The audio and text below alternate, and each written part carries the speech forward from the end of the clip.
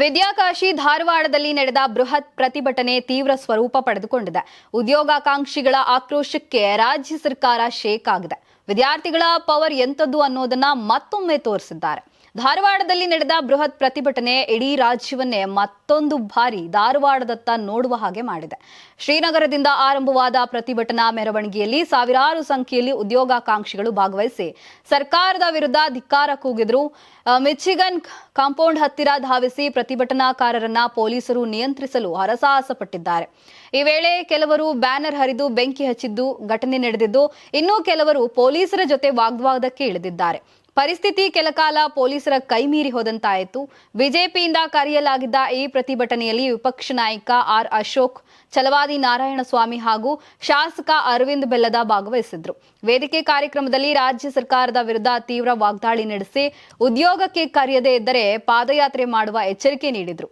ಇವತ್ತು ನಾನು ಧಾರವಾಡಕ್ಕೆ ಬಂದಿರೋ ಕಾರಣ, ರಾಜ್ಯ ಸರ್ಕಾರ ಕಳೆದ 3 ವರ್ಷದಲ್ಲಿ ಯಾವುದೇ ನೇಮಕಾತಿಯನ್ನ ಮಾಡದೆ ಯಾರು ಉದ್ಯೋಗ ಆಕಾಂಕ್ಷಿಗಳಿದ್ದಾರೆ ವಿದ್ಯಾರ್ಥಿಗಳು ಕೋಚಿಂಗ್ ಅಲ್ಲಿ ಎಕ್ಸಾಮ್ ಬರೆಯೋದಕ್ಕೋಸ್ಕರ ಕೋಚಿಂಗ್ ತಗೊಂಡಿದ್ದಾರೆ, ಕಾಯ್ತಾ ಇದ್ದಾರೆ. ಎಲ್ಲ ಬಡವರ ಮಕ್ಕಳು.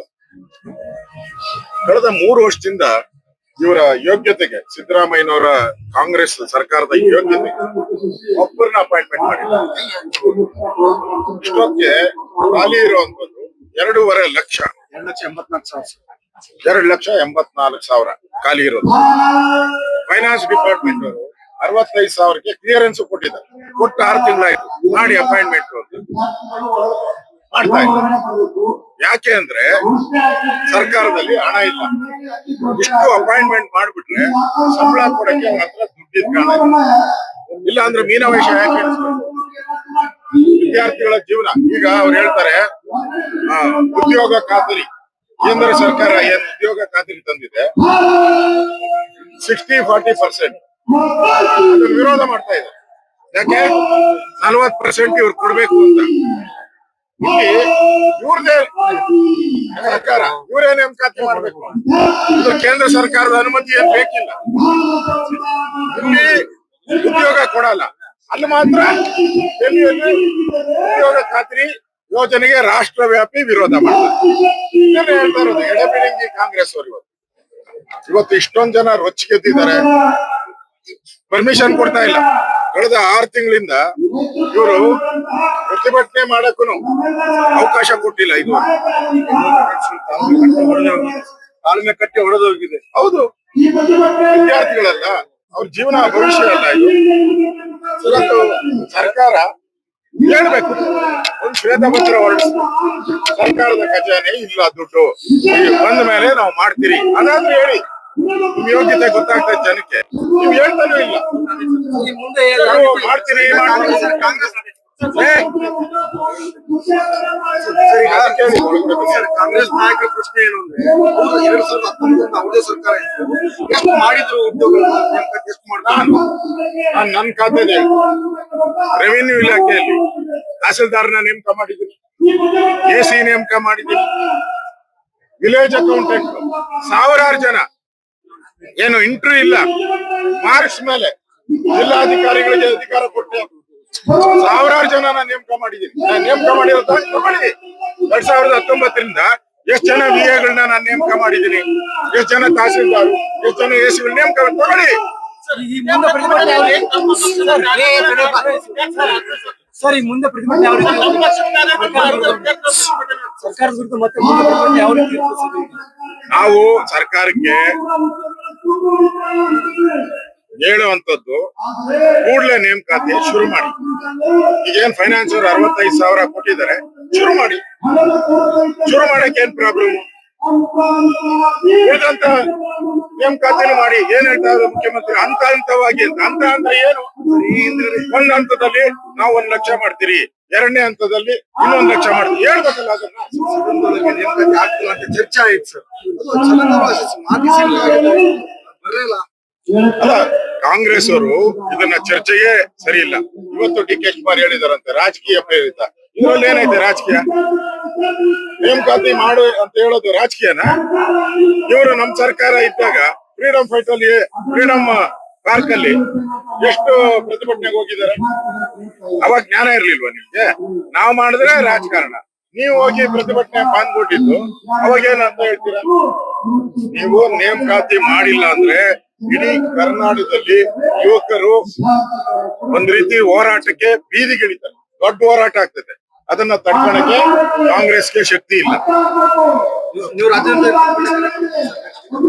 ನಾವು ಇವತ್ತು ಮಾತಾಡ್ತೀನಿ ಲೀಡರ್ಸ್ಗಳ ಜೊತೆ ಎಲ್ಲ, ಅದಕ್ಕೆ ಸರಿಯಾಗಿ ಸರ್ಕಾರ ಸ್ಪಂದನೆ ಮಾಡಿಲ್ಲ. ನಾವು ನೇಮಕಾತಿಯನ್ನ ಯಾವ್ಯಾವ ಹಂತದಲ್ಲಿ ಮಾಡ್ತೀರಿ, ಯಾಕೆ ಶುರು ಮಾಡ್ತೀರಿ, ಏನೇನು ಅಂತ ಡೀಟೇಲ್ ನ ರಾಜ್ಯದ ಜನತೆ ಮುಂದೆ ಇಡಬೇಕು. ಪರವಾಗಿಲ್ಲ, ನಮ್ಮವರವರೆಲ್ಲ. ಇನ್ನೊಂದೆಡೆ ಪ್ರತಿಭಟನಾಕಾರರನ್ನ ನಿಯಂತ್ರಿಸುವ ವೇಳೆ ಕೆಲ ಪೊಲೀಸ್ ಅಧಿಕಾರಿಗಳು ಹರಸಾಹಸ ಪಟ್ಟಿದ್ದು, ಅಧಿಕಾರಿಗಳಿಗೂ ಕೂಡ ಸಣ್ಣ ಪುಟ್ಟ ಗಾಯಗಳಾದ ಘಟನೆ ಕೂಡ ವರದಿಯಾಗಿದೆ. ಕೊನೆಗೆ ಜೂಬ್ಲಿ ವೃತ್ತದಲ್ಲಿ ಕುಳಿತು ಪ್ರತಿಭಟನಾಕಾರರು ತಮ್ಮ ಆಕ್ರೋಶವನ್ನ ಹೊರಹಾಕಿದ್ರು.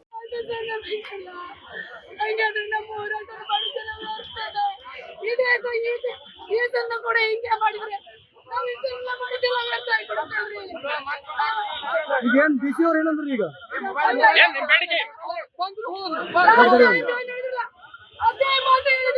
ಮುಂದೆ ಬರ್ರಿ, ಮುಂದೆ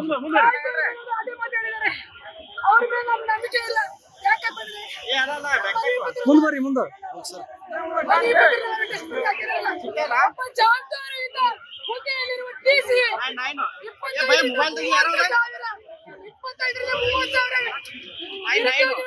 ಹೋರಾಟದ ಮನೆ ಪುತ್ರನ ಹಾಕಿರಂದ್ರೆ ಅವ್ರ ಜವಾಬ್ದಾರಿ ಇಲ್ವಾ?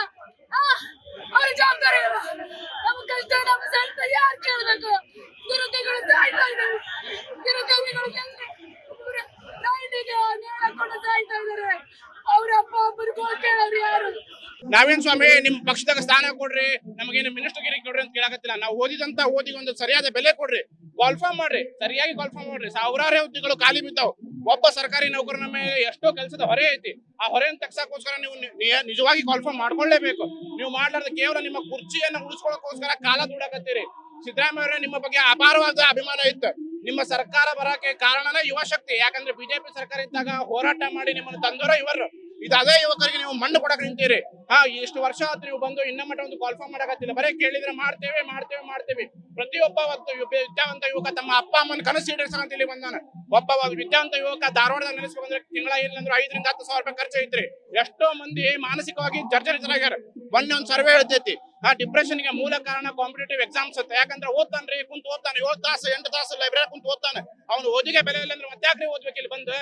ನೀವು ಇದನ್ನ ಎಚ್ಚರಿಕೆ ಗಂಟೆಯಾಗಿ ತಗೊಬೇಕು. ನೀವ್ ಏನಾರ ಈಗೂ ಏನಾರ ಮೈ ಮರೆತು ಕುಂತ್ರಿ ಅಂತಂದ್ರೆ ಕರ್ನಾಟಕದಲ್ಲಿ ಅತಿ ದೊಡ್ಡ ಕ್ರಾಂತಿ ಆಗ್ತೈತಿ, ವಿದ್ಯಾರ್ಥಿ ಕ್ರಾಂತಿ ಆಗ್ತೈತಿ, ನೆನಪಿಟ್ಕೋರಿ. ಒಟ್ಟಿನಲ್ಲಿ ಇಡೀ ಧಾರವಾಡ ನಗರ ಉದ್ಯೋಗಾಕಾಂಕ್ಷಿಗಳಿಂದ ಹಾಗೂ ಪೊಲೀಸ್ ಭದ್ರತೆ ಮತ್ತು ಸರ್ಕಾರದ ವಿರುದ್ಧ ಭಿತ್ತಿ ಪತ್ರದಿಂದಲೇ ತುಂಬಿ ಹೋಗಿತ್ತು. ಈ ಪ್ರತಿಭಟನೆಯಲ್ಲಿ ಧಾರವಾಡ ನಗರದಲ್ಲಿ ಉದ್ವಿಗ್ನ ವಾತಾವರಣಕ್ಕೆ ಕಾರಣವಾಯಿತು. ಉದ್ಯೋಗಾಕಾಂಕ್ಷಿಗಳ ಆಕ್ರೋಶ ತೀವ್ರಗೊಂಡ ಪರಿಣಾಮ ಕೆಲಕಾಲ ಪರಿಸ್ಥಿತಿ ಪೊಲೀಸರ ಕೈಮೀರಿ ಹೋದಂತಾಯಿತು. ಕ್ಯಾಮರಾ ಜರ್ನಲಿಸ್ಟ್ ಹೇಮಂತ್ ಜೊತೆ ಸಂಗಮೇಶ್ ಸುತ್ತಿಗೇರಿ, ಕರ್ನಾಟಕ ಟಿವಿ, ಧಾರವಾಡ.